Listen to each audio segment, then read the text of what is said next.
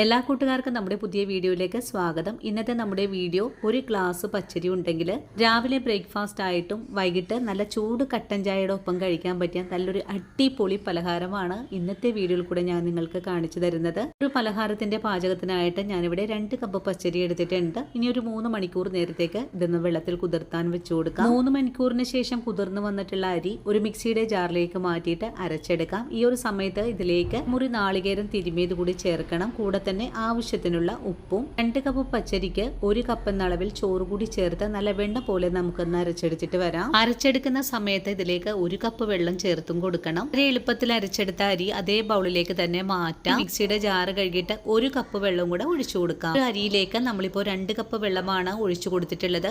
അതും ഇതേ ഒരു അയവിനാണ് നമ്മൾ കലക്കിയെടുത്തിട്ടുള്ളതും. ഇനി ഇതിലേക്ക് വേണ്ടത് 1/4 ടീസ്പൂൺ അളവിൽ ബേക്കിംഗ് സോഡയാണ്. സോഡപ്പൊടിയും കൂടി ചേർത്ത് വീണ്ടും നല്ലോണം ഒന്ന് ഇളക്കിയതിനു ശേഷം കുറച്ച് പച്ചക്കറികൾ നമുക്കൊന്ന് വഴറ്റിയെടുക്കണം. പച്ചക്കറികൾ വഴറ്റിയെടുക്കുന്നതിനായിട്ട് ഒരു പാൻ അടുപ്പിലേക്ക് വെച്ചിട്ടുണ്ട്. പാൻ ചൂടായി വരുമ്പോൾ നമുക്കിതിലേക്ക് കുറച്ച് വെളിച്ചെണ്ണ ഒഴിച്ചു കൊടുത്ത് കടുക് ചേർത്തൊന്ന് പൊട്ടിച്ചെടുക്കാം. ഇനി ഇതിലേക്ക് കട്ട് ചെയ്ത് വെച്ചിരിക്കുന്ന പച്ചമുളകും 2-3 വറമുളകും കൂടി ചേർത്ത് വീണ്ടും നല്ലോണം തന്നെ വഴറ്റിയെടുക്കാം. പച്ചക്കറികളൊക്കെ അധികം വെന്തു പോവാതെ വേണം വഴറ്റിയെടുക്കാനായിട്ടും. ഇനി നമ്മൾ നേരത്തെ മിക്സ് ചെയ്തിരിക്കുന്ന മാവിലേക്കാണ് ഈ ഒരു പച്ചക്കറികൾ ചേർത്ത് പെട്ടെന്ന് തന്നെ ഇളക്കി കൊടുക്കേണ്ടതും. അതിനുശേഷം വീണ്ടും ഒരു പാൻ അടുപ്പിലേക്ക് വെച്ചു കൊടുക്കാം. പാനിലേക്ക് 1 സ്പൂൺ അളവിലെ വെളിച്ചെണ്ണ ഒഴിച്ചു കൊടുക്കാം. പാനിലേക്ക് ഒഴിച്ചു കൊടുത്ത വെളിച്ചെണ്ണ പാത്രത്തിന്റെ എല്ലാ ഭാഗത്തേക്കും ഒന്ന് എത്തുന്ന രീതിയിൽ ചുറ്റിച്ചതിന് ശേഷം നമ്മൾ കൂട്ടി വെച്ചിരിക്കുന്ന മാവാണ് ഇതിലേക്ക് ഒഴിച്ചു കൊടുക്കേണ്ടത്. ആരം ഉണ്ടാക്കുമ്പോൾ പെട്ടെന്ന് അടി കരിഞ്ഞു പോവാതിരിക്കാനും വേണ്ടിയിട്ട് ഒരു തട്ടത്തിന്റെ മേലിലാണ് ഞാൻ ഈ പാത്രം വെച്ചു കൊടുത്തിട്ടുള്ളത്. ഇനി നമുക്കിതിന്റെ മേലെയായിട്ട് കുറച്ച് പച്ചക്കറികൾ നിരത്തിയതിനു ശേഷം മൂടി വെച്ച് തന്നെ വേവിച്ചെടുക്കാം. ഒരു പലഹാരം നമ്മൾ ചെറിയ തീയിൽ വെച്ചാണ് വേവിച്ചെടുക്കേണ്ടത്. വെന്തു വരാനായിട്ട് ഒരു 30 മിനിറ്റ് സമയം നമുക്ക് ആവശ്യമായിട്ടുണ്ട്. 30 മിനിറ്റിന് ശേഷം താഴേക്ക് ഇറക്കി വെച്ച പലഹാരം ചൂടാറി വന്നപ്പോൾ നമുക്കിതൊന്ന്